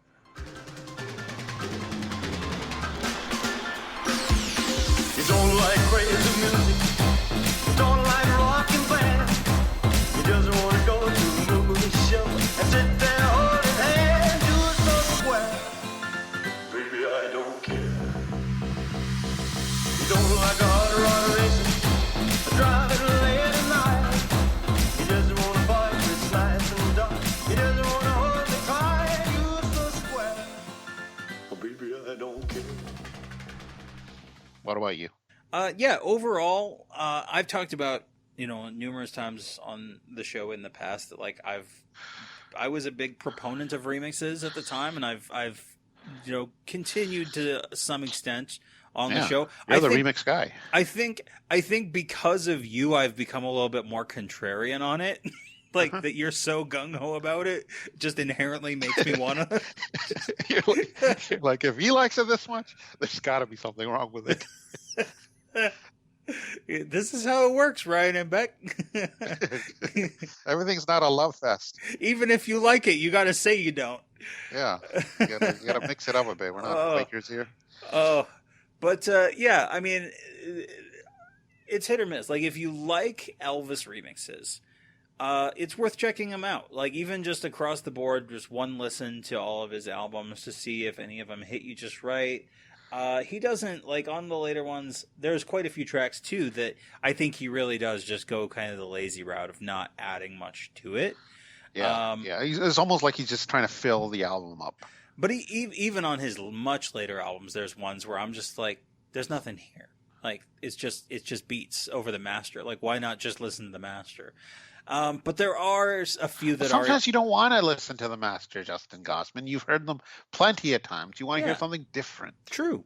So it's worth, if you want to hear Elvis's music through a slightly different producer, a producer's slightly different lens. Skewed. Informed by 2000s techno music and the club scene of the 2000s, which now in hindsight seems very dated. Yeah. When you actually go back to music from that period. But if you're nostalgic for that period, go for it. Check it out.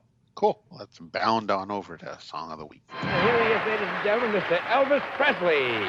Well, get out of that kitchen and rattle those pots and pans. What a night. Ooh, what a night it was. It really was such a night. Well, when Monday comes, she's Tuesday. When Tuesday comes, she's Wednesday. Somewhere in the heart of Rome.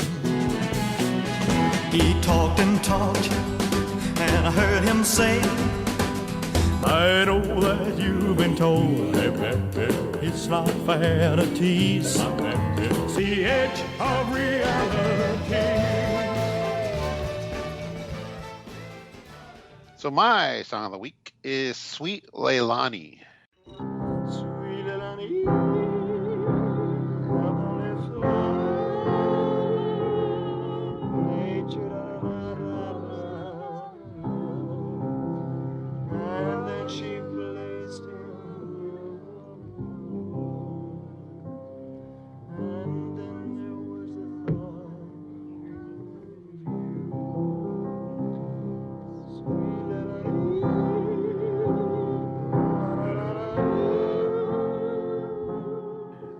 This is a song written by Harry Owens in 1934 for his daughter who had just been born.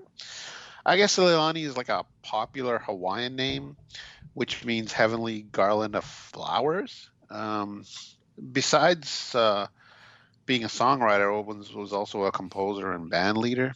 And his big turning point in his career came in 1934, when he went to Hawaii as a music director for the Royal Hawaiian Hotel in Waikiki.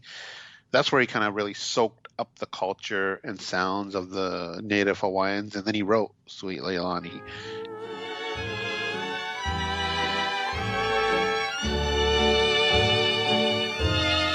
Sweet Leilani,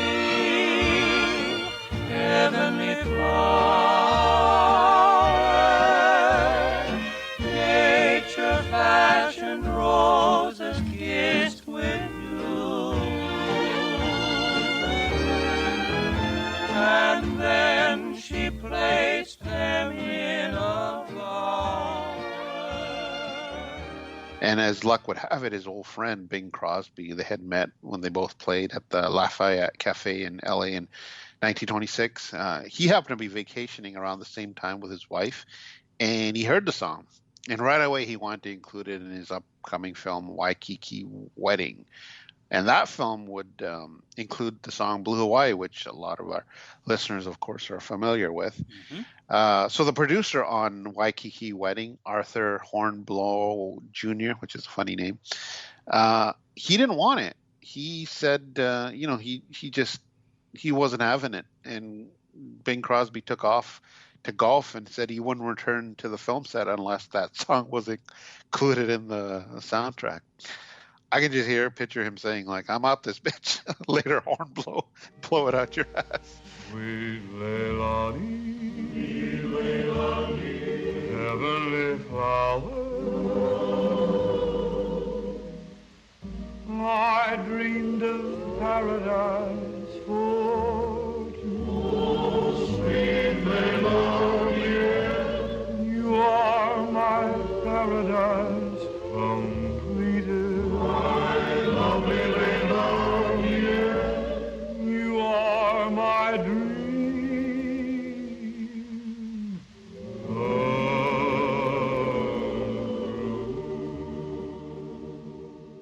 Anyway, obviously the song was included in the film and won Best Song for the 1938 Academy Awards. It became Crosby's first gold record. Now, listening to Crosby's version, it's interesting because he's not alone. Along with Bing is Lanny McIntyre and his Hawaiians. Because when I put this on, I was like, wait, this doesn't sound like Bing Crosby. And Bing doesn't show up till like almost the halfway point of the song. But when he does, you're like, yeah, there he is. That's definitely. And I could hear a little of Elvis in Bing Crosby's delivery. So obviously, he probably was an influence, somewhat of an influence. It's a good song, but very dated. Like you probably won't be cruising around your car listening to it, but you could have it in your backyard, like a beach party or something. I'd put this on in the background.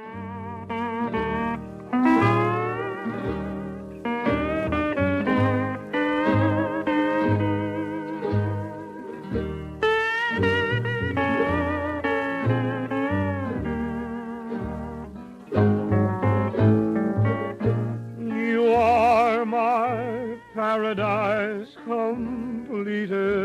Oh, lovely Leilani. Do you remember listening to this, the original Bing Crosby? I've watched the movie. It's a good movie. You saw it. Did you watch it because of Blue Hawaii? I did. When I did my Blue Suede review, it was actually a really good film. It's very much the Elvis movie formula, but in the 1930s. Like it feels like an Elvis Presley movie. Like you could swap in Elvis Presley as the character that Bing plays in that movie. Like it's pretty remarkable. It's worth checking out. With the steel guitar and the band backing up Bing Crosby, Lonnie McIntyre. I've talked about him on TCBcast before. Do you remember this, Gurdip? Nope. Did you listen to the first episode of the Country Music Series? I did. Yeah. Well, he's the guy who also did. He basically introduced the steel guitar into country music. Ah, okay. There you because he collaborated with Jimmy Rogers.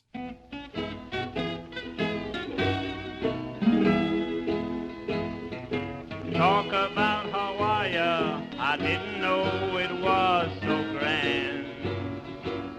I picked me out a hula hula girl before my boat could land. Everybody does it in Hawaii.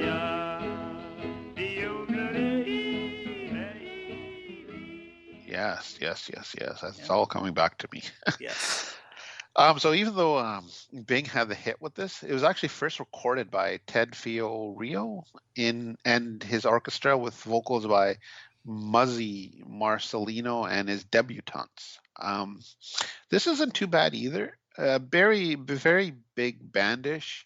It sounds nice. Lots of brass, but it's fine. Sweet Leilani, heavenly flower, I dreamed of paradise for two. You are my paradise completed. You are my dream come true.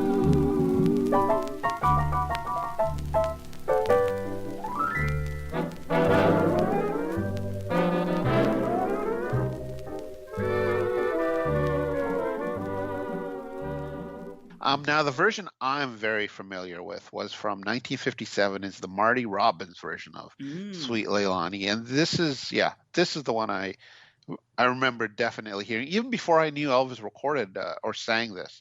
Because I had a bunch of Marty Robbins CDs back in the day.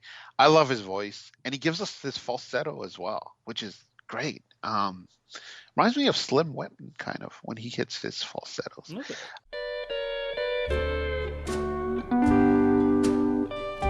Sweet Leilani, heavenly flower, nature fashioned roses kissed with dew, and then she placed them in a bower, and there was the start of you. This is my definitive version of the song. Did you hear Marty Robbins sing Yeah, this? this is on his Songs of the Islands album, right? I think so. Yeah, which is basically like before Elvis did Blue Hawaii, Marty Robbins did Songs of the Islands. Marty like was there first. Country singer doing Hawaiian music, which again is more of an homage back to Jamie Rogers going all the way back. Sure. So yeah, it again ties in that connection between country and Hawaiian music that's always been there. So yeah. Our boy Sam Cooke recorded a version in 1960 from his album Cooke's Tour. Sam sings the song more straight, but man, this dude's voice is so good. It's just the smooth delivery makes it hard not to smile when hearing this. He's cool. He's a cool guy. You are my paradise completed. You are my dream come true.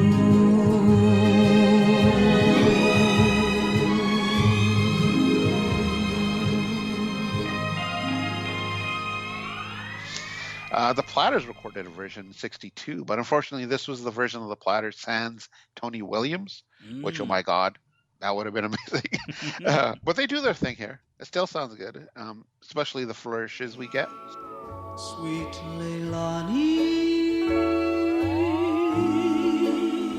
heavenly flower,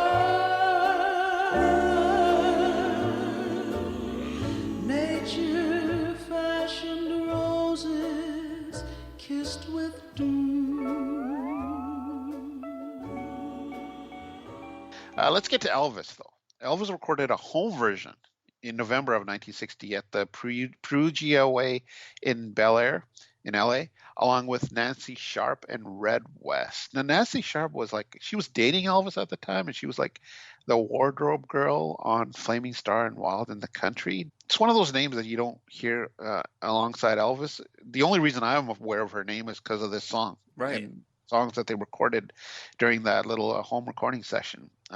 So there's 3 separate recordings of this. The first one is where we get most of Elvis singing it, and he gives us a falsetto that he's I guess he's digging this song, and I think he's playing the piano as well. And it's clear he doesn't know all the lyrics, and that's where kind of Nancy takes the lead. And Elvis is like, yeah, baby.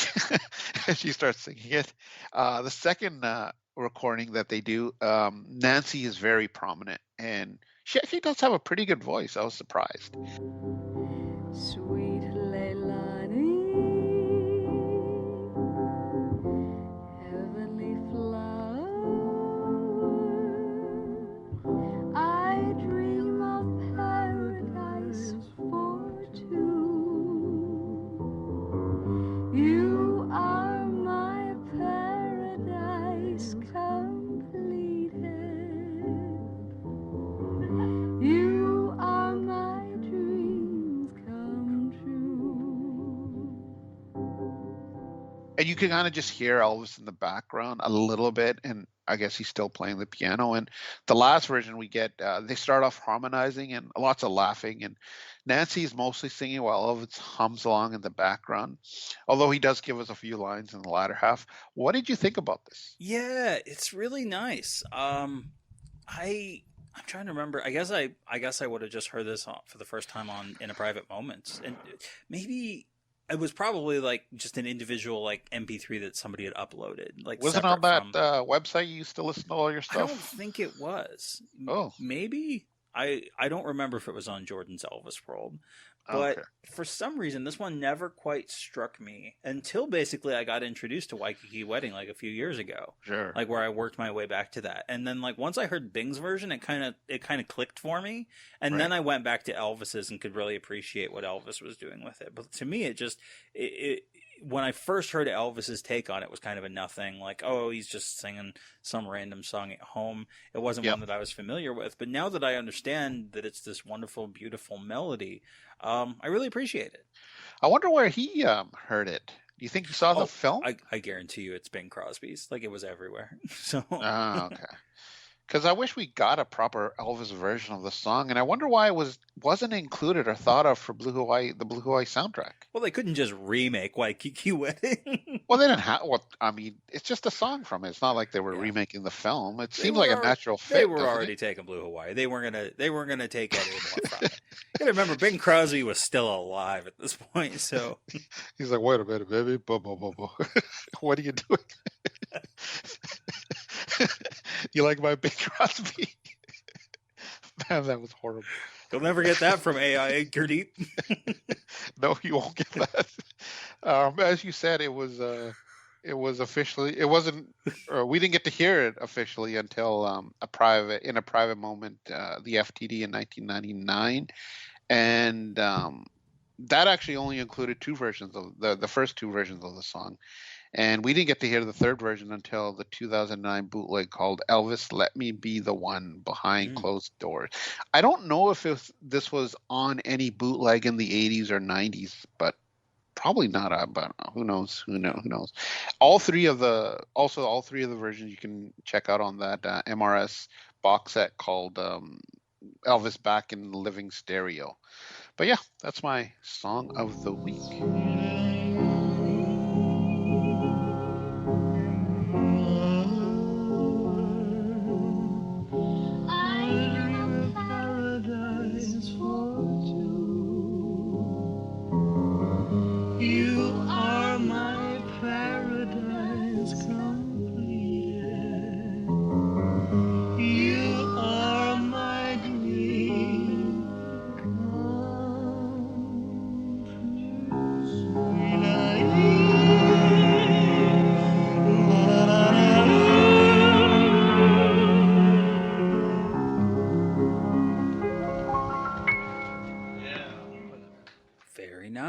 What do you got?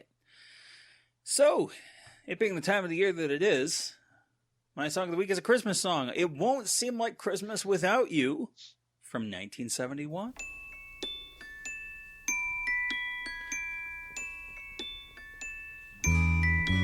Oh, it won't seem like Christmas, oh, without you.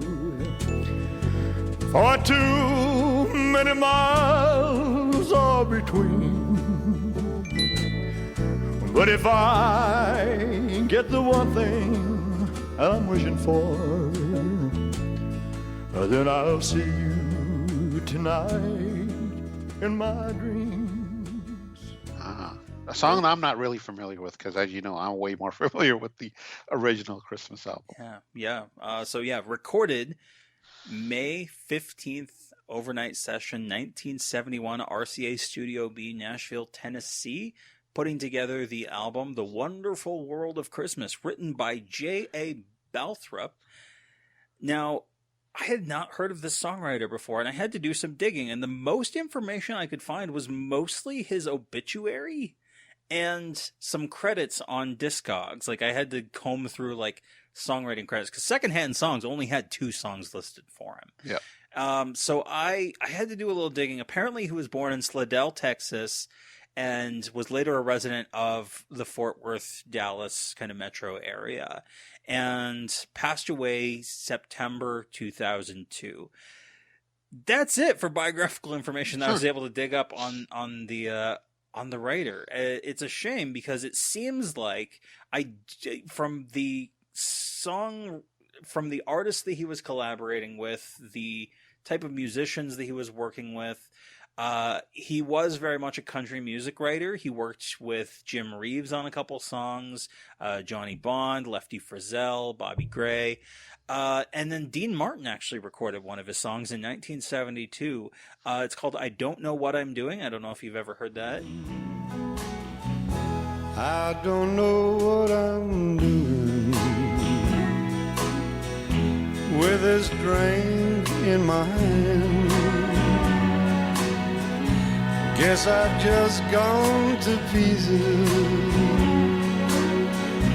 like a ship on the sand. Your sweet name I keep calling while you're jumbling my mind. I don't know what I'm doing more than half of the time. It's heard it. It's my life story. I don't know what I'm doing. The Gurdip Ladar story. Perfect. Go on. But one of the probably the biggest hit that he had, aside from this Elvis song, in terms of people actually hearing a song that he wrote, was the song "A Railroad Bum" by Jim Reeves. So I'll play a clip of that here.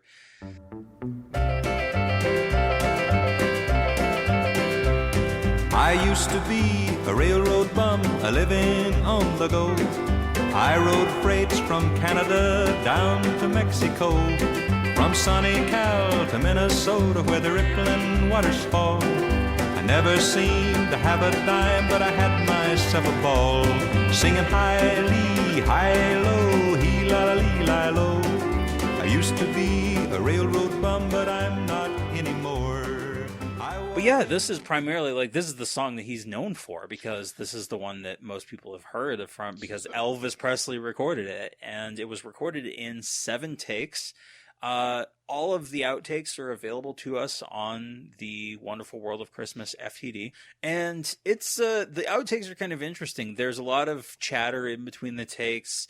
At the beginning of take 1, you can actually hear Elvis singing a little bit of Merry Christmas Baby before they would get to it later that night. So he's already got it on the brain.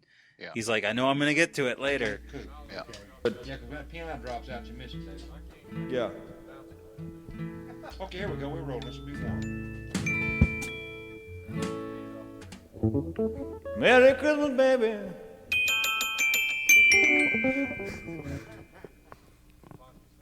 To hold you guys down, man. But take 1 is a false start. Elvis comes in a little late on the second verse, and you can hear him kind of talk about, man, I wish some of these words were written out. Then I'll see you tonight in my dreams. A long time. Hold it. I'm sorry. I wish these some of these were written out.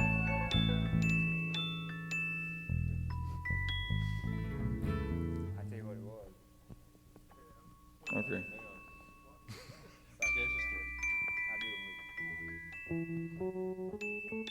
Okay, I'll take it again.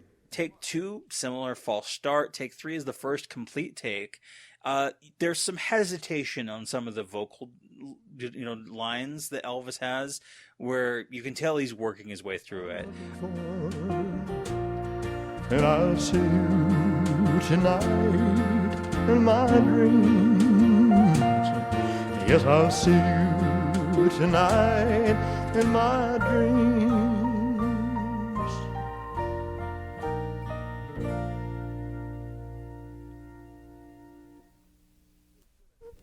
It feels good after we get into it, Take 4, another false start. Take 5, 6, and 7 are all complete takes. Take 6 is kind of interesting because it opens up with a little bit of a rehearsal, and you hear people warming up as Elvis is singing the lyrics. And he gives this kind of bluesy warble on some of the lyrics that I kind of wish he had brought into the main song itself, because it's just this really nice interpretation. But in the final recording, he plays it pretty straight. But if I get the one thing I'm searching for, then I'll see you tonight in my dreams. Seems a long time since we've been It was just about this time of year.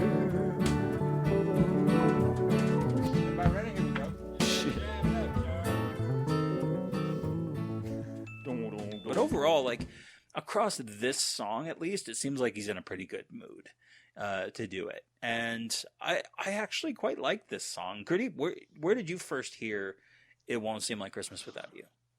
Obviously that Christmas album, although it wasn't one of the standouts. Merry Christmas Baby was probably my go-to on that album. But yeah, it's not too bad. It's like a country ballad, no? That's what it sounds like to totally. me. Yeah. Although I don't think the hook or the chorus is very strong where I really get into it, but I like Elvis's delivery. He actually sounds like he's present as opposed to like what's the other one? Why can't I think of that? The Wonderful World of Christmas? No, the If I Get Home on Christmas Day? No. I'll be home on Christmas Day. Enough with that. It's Winter Wonderland. Walking in a Winter Wonderland. Nothing to do with Winter Wonderland. No, but I'm saying that his delivery on that is like Why very would you lazy. be confused about the title? I don't know. But yeah, yeah. So that one where he's kind of like just checked out and he's just saying the words. But this one, I seem like it seems like he's actually involved. He's present and he wants to do a good job, which I like. But it's just not something that I always go to. It's not my go-to song, but I do think it should be, and I should put it on my rotation. Yeah, especially for the holidays, and it's not like it's not stretching, people's imaginations in terms of Christmas songs, because it's literally just that stereotypical Christmas thing of, wow, we're really far apart on Christmas. I hope that I'll see you in my dreams. And, it's been a long time since we've seen each other, and we're not going to see each other for Christmas. It's playing into those ideas and themes of loneliness and isolation at Christmas time, and the longing to be with the people you care for. Exactly. And so, yeah, it's a pretty standard, Christmas trope in terms of songs, but it's well constructed, and Elvis is engaged with the song. And I think people should go back and revisit it and give it another chance if you haven't listened to the Wonderful World of Christmas album in a while. This is the last track on side A of that album. So do me a favor. Like, if you got the vinyl, skip the first 5 tracks, go straight to it. Just tell me how you think of it. Let me know what you think. Cause I don't think this one gets a lot of play. Like, it's sort of just like, it's album filler, but it's a really nicely delivered song. Interestingly enough, no covers. Nobody ETAs, a lot of Elvis tribute artists. Now, both impersonator tribute artists and people who have done tribute albums of Elvis songs and Elvis Christmas songs. But that's it. Like, and not like big names. So yeah, not really any covers that were worth bringing up. It's basically just like Elvis's is the version of the song. One and done. So, one and done. Oh, but it won't seem like Christmas without you. Oh, but too many miles are between. And if I get the one thing I'm wishing for, oh, I'll see you tonight in my dreams. Yes, I'll see you tonight in my dreams.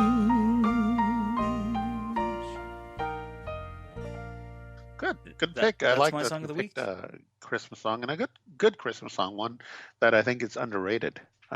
So good job. Although I do got to say, you brought up Jim Reeves.